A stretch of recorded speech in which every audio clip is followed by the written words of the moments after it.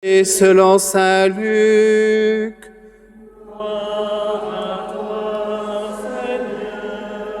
en ce temps-là, Jésus disait à ses disciples une parabole sur la nécessité pour eux de toujours prier sans se décourager. Il y avait dans une ville un juge qui ne craignait pas Dieu et ne respectait pas les hommes. Dans cette même ville, il y avait une veuve qui venait lui demander « Rends-moi justice contre mon adversaire ». Longtemps, il refusa, puis il se dit « Même si je ne crains pas Dieu et ne respecte personne, comme cette veuve commence à m'ennuyer, je vais lui rendre justice pour qu'elle ne vienne plus sans cesse m'assommer. » Le Seigneur ajouta, « Écoutez bien ce que dit ce juge dépourvu de justice. Et Dieu ne ferait-il pas justice à ses élus qui crient vers lui jour et nuit? Les fait-il attendre? Je vous le déclare, bien vite il leur fera justice. Cependant, le Fils de l'homme, quand il viendra, trouvera-t-il la foi sur la terre? Acclamons la parole de Dieu. Louange à toi.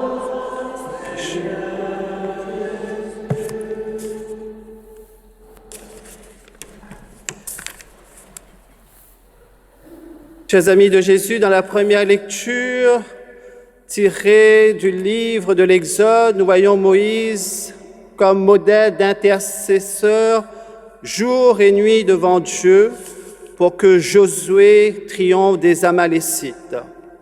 On nous dit quand Moïse tenait la main levée, Israël était le plus fort. Quand il l'a laissé retomber, Amalek était le plus fort.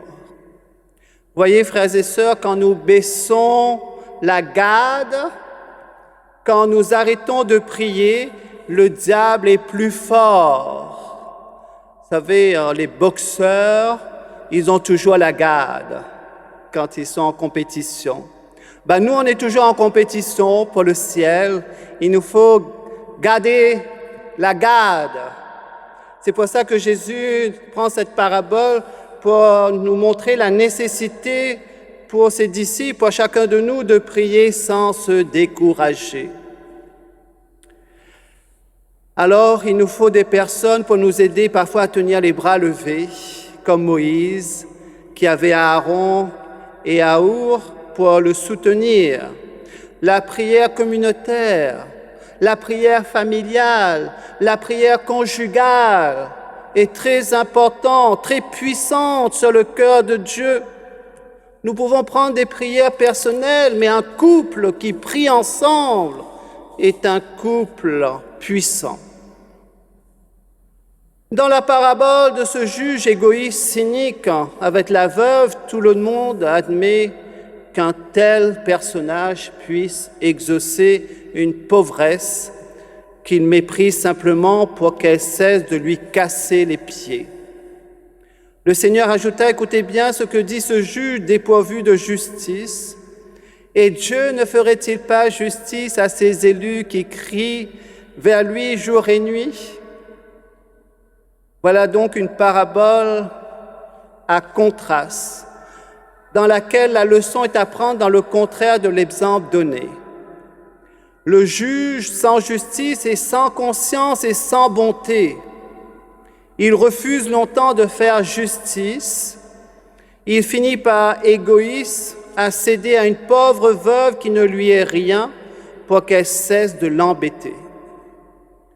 À combien plus forte raison, au contraire, Dieu qui est infiniment bienveillant, bon, fera-t-il justice promptement à ses élus qu'il aime et qui crient vers lui. Si un homme aussi méchant et sans scrupules finit par exaucer une prière, combien plus Dieu est sensible aux prières de ces pauvres que nous sommes. Encore nous faut-il crier vers lui, jour et nuit. nous reconnaître pauvres, c'est-à-dire que sans lui, nous ne pouvons rien faire. Chers amis, je vous conseille de le relire, peut-être que vous l'avez écouté, l'audience générale du 10 septembre 2025. Ça ne date pas de trop longtemps.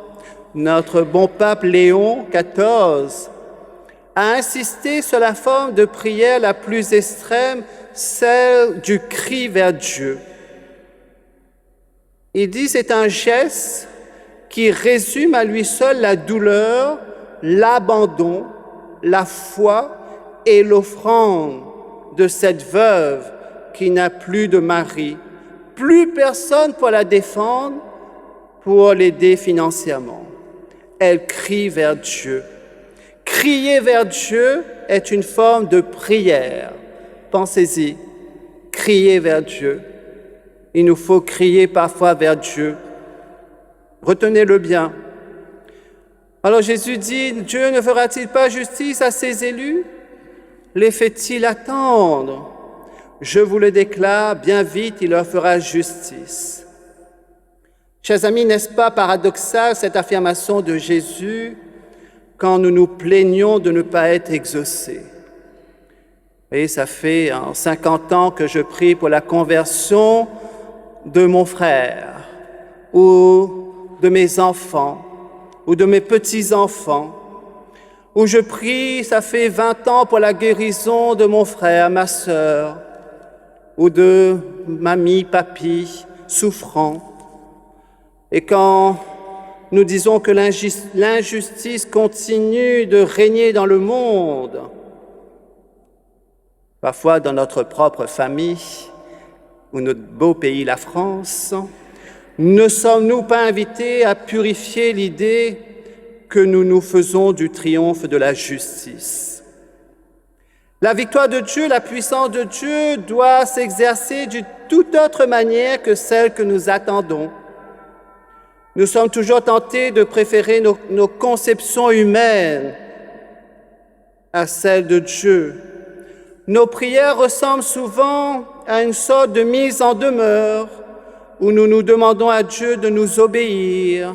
Si tu ne m'exauces pas, j'arrête de prier. Si tu ne m'exauces pas, j'arrête de donner l'aumône, d'aller à la messe. C'est une fausse idole que ce Dieu distributeur automatique, où je mets une pièce dans la fente de l'appareil, j'appuie sur quelques lettres et quelques numéros, et le chocolat chaud sort automatiquement, et je consomme. Voyez, notre bon Dieu n'est pas un distributeur automatique. Sachez-le. Quand nous avons l'impression de ne pas être exaucés, nous sommes invités à communier à Jésus souffrant, patient, paisible, compatissant, confiant vis-à-vis de son Père, qu'il exauce toujours. Souvenez-vous de la prière de Jésus à son Père, près du tombeau de Lazare, dans le chapitre 11, versets 41-42, que vous aurez l'occasion de lire dans l'Évangile selon saint Jean. Jésus dit, « Père, je te rends grâce parce que tu m'as exaucé. Je le savais bien, moi, que tu m'exauces toujours. » Il a été exaucé. Lazare a été ressuscité. Mais souvenez-vous au jardin des Oliviers, quand Jésus dit à son Père, « Père, que s'éloigne de moi cette coupe, mais non pas ce que je veux, mais ce que toi tu veux. » La coupe de la souffrance, le calice de la souffrance ne s'est pas éloigné, mais par la mort, il est passé à la joie de la résurrection. Jésus a été exaucé autrement. Vous le voyez. Frères et sœurs, nous avons expérience. Ce que nous demandons à Dieu n'est pas toujours le meilleur. Nous ne pouvons pas pénétrer la pensée du Seigneur. Où serions-nous si tous nos caprices d'enfants avaient été exaucés? Où serions-nous? voyez, par exemple, je demande la guérison de ma sœur qui était malade. Elle est décédée. Où serions-nous? Comme si je fais tac et ça exauce. Voyez? Où serions-nous, frères et sœurs? Nous ressemblons à tous les vivants, à toutes les plantes. Il faut le rythme des saisons, l'alternance du soleil et de la pluie, de l'été et de l'hiver, et même les rafales de vent pour grandir, de la graine aux fleurs et aux fruits. Que deviendrait un germe qui refuserait toute épreuve au cours de sa croissance et voudrait exiger la récolte au lendemain des semailles? Et je jette la graine et tout de suite je récolte le fruit le lendemain. Ça serait super, hein? Jésus connaît le Père. Il nous dit d'avoir confiance. Je vous déclare, Dieu fera justice à ses élus qui crient vers lui jour et nuit. Même le Fils de l'homme, quand il viendra, trouvera-t-il la foi sur la terre? Jésus nous pose une question douloureuse. Jésus se heurte à des incroyants qui ne prient ni de jour ni de nuit. N'arrivera-t-il pas un jour où l'on ne se demandera même plus si Dieu exauce les prières ou non, car il n'y aura plus de prière?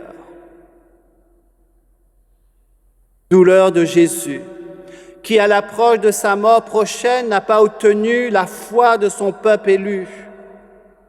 C'est le mystère de la liberté humaine, qui peut refuser de croire, qui peut refuser de prier, qui peut refuser à venir à la messe dominicale en disant « j'ai mis mes enfants au catéchisme, ils ont tout fait » et pourtant c'est leur liberté de prier, de croire, de venir à la messe dominicale.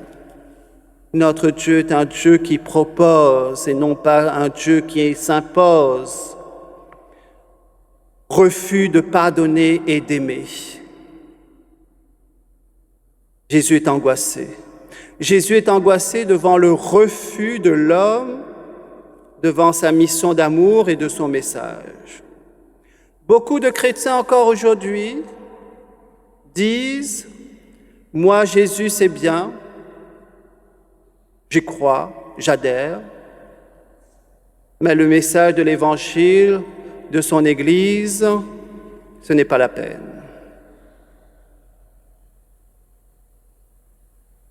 Comment peut-on adhérer à Jésus, mon petit Jésus d'amour que j'aime, et ne pas adhérer à son enseignement, à ce que l'Église dit? Je préfère vivre ma vie comme moi je le veux. Les élus eux-mêmes sont menacés d'apostasier, d'abandonner la foi. L'élection du baptême n'est pas une assurance, n'est pas une garantie que j'irai tout de suite au ciel parce que j'ai été baptisé, j'ai fait ma première communion, ma confirmation, etc., etc. La vie en communauté d'église pendant un certain temps n'apporte pas la certitude qu'on ne deviendra pas incroyant. Certains chrétiens apostasient leur foi pour aller vers d'autres religions, librement. Dieu, lui, ne nous manque jamais. Mais nous, aurais-je encore la foi demain? Le jour où je mourrai, le jour où Jésus viendra à ma rencontre. Chers amis de Jésus, après nous avoir répété que Dieu est bon en tout temps et en toutes circonstances et qu'il exauce toujours la prière, Jésus nous découvre la vraie raison de nos déceptions, de nos découragements, le manque de foi.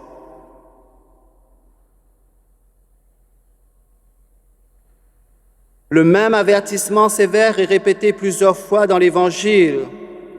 Nous parlons aujourd'hui de la crise de la foi. Jésus déjà en parlait. La tentation de l'abandon de la foi n'est pas propre à notre époque. Que ferais-je, frères et sœurs, que ferais-je dès aujourd'hui pour nourrir ma foi, ce don que j'ai reçu le jour de mon baptême? Que ferais-je dès en sortant de cette église pour nourrir ma foi? Demandons à l'Esprit Saint de nous éclairer, de nous guider, de nous fortifier notre foi en Dieu, Père, Fils et Saint-Esprit, pour que nous puissions nourrir notre foi en lisant, en méditant la parole de Dieu et en mendiant à Jésus, en lui disant « Seigneur, je crois en toi, mais augmente en moi la foi. » Amen.